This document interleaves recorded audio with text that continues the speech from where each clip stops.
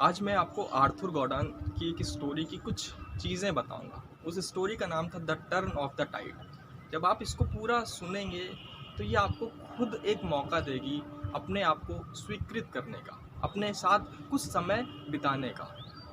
तो जब Arthur Gordon, जिन्होंने the turn of the tide लिखी, इसको लिखने के पहले उनकी ज़िंदगी पूरी थम सी गई थी। उन्होंने अपनी ज़िंदगी का पूरा उत्साह जो था वो खो दिया था, और उनका हर दिन ऐसे बीत रहा था जैसे लग रहा था कि ज़िंदगी में कुछ बचा ही नहीं। तब उन्होंने निर्णय लिया कि वो खुद को जा कर के अपना खुद का मेडिकल ट्रीटमेंट कराएंगे। और जब वो डॉक्टर के पास जाते हैं तो डॉक्टर उन्हें बताता है कि आप शारीरिक रूप से बिल्कुल स्वस्थ हैं।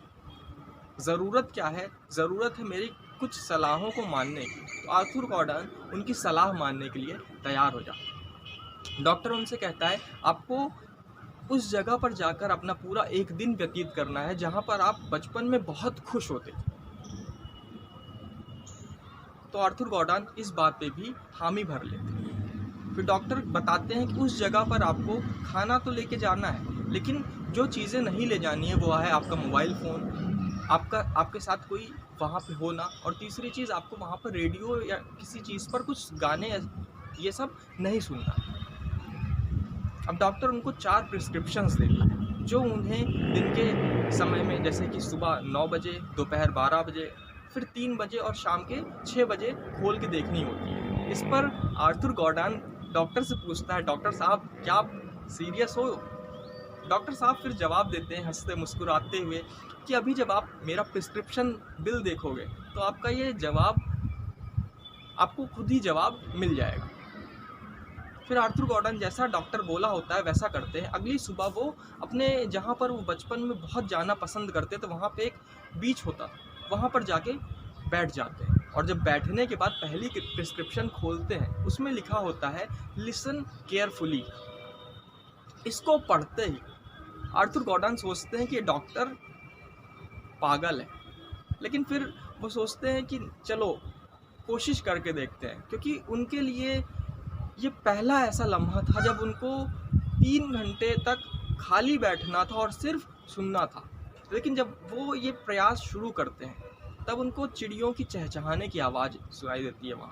वहाँ पर समुद्र की लहरें सुनाई देती है, और भी ऐसी बहुत सारी आवाज़ें सुनाई देती है जिसको वो पता नहीं लगा पाते कि किस चीज़ की है, लेकिन वो उन्हें अंदर ही अंदर एक पीसफुल इन्वायरमेंट क्रिएट करके दे रही होती है।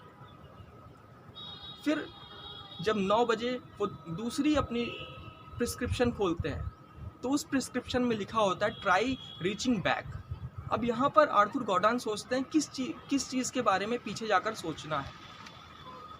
उन लम्हों के बारे में जिन लम्हों में वो खुश थे, या उन मोमेंट्स या उन मेमोरीज़ के बारे में जहाँ पर वो उत्साहित थे।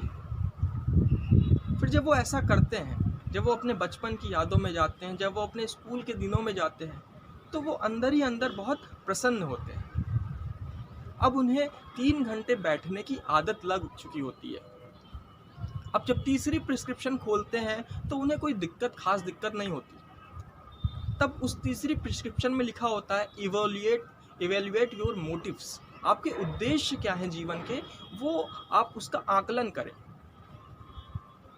जब वो उसको पढ़ रहे होते हैं तो उनके दिमाग में, जैसे कि आप और हमारे दिमाग में भी शायद यही मोटिव चल रहा हो, उसी तरह उनके भी दिमाग में सिर्फ 3 मोटिव आते हैं। पहला मोटिव होता है सक्सेस, दूसरा मोटिव होता है रिकॉग्निशन, और तीसरा मोटिव होता है सिक्योरिटी।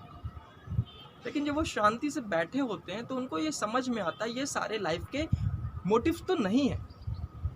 तो फिर मोटिव्स हैं क्या?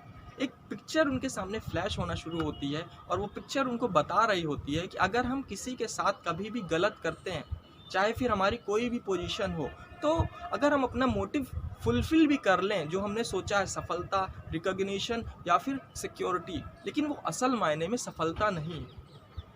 अगर हम किसी दूसरे की मदद नहीं करते और खुद ही सीढ़ी पे चढ़ते हैं, तो फिर अंत में वैसा ही होता है कि हमारे ज़िंदगी में लॉ ऑफ ग्रेविटी लगता है, मतलब डाउनवर्ड फोर्स लगती है, और कुछ समय के बाद हम गिरना शुरू कर देते हैं।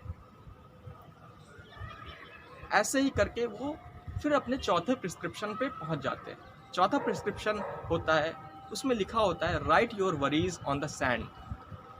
जैसे ही इसको आर्थर गॉर्डन पढ़ते हैं और वो अपनी सारी चिंताएं सैंड पर लिखना शुरू करते हैं, और लिखने के बाद बिना पीछे मुड़े वो चल देते हैं, क्योंकि अब उन्हें मालूम चल गया होता है कि उनकी सारी चिंताएं ये समुद्र के झरोकों के साथ बह जाएंगी। तो जो भी लोग ये कहानी सुन रहे हैं, ऐसे ही अगर आप खुद के साथ एक दिन बिताओगे तो आप बहुत कुछ अपने अंदर बदलाव पाओगे, और हो सकता है कि आपकी भी चिंताएं उस समुद्र के झोंकों के साथ बह जाएं। धन्यवाद।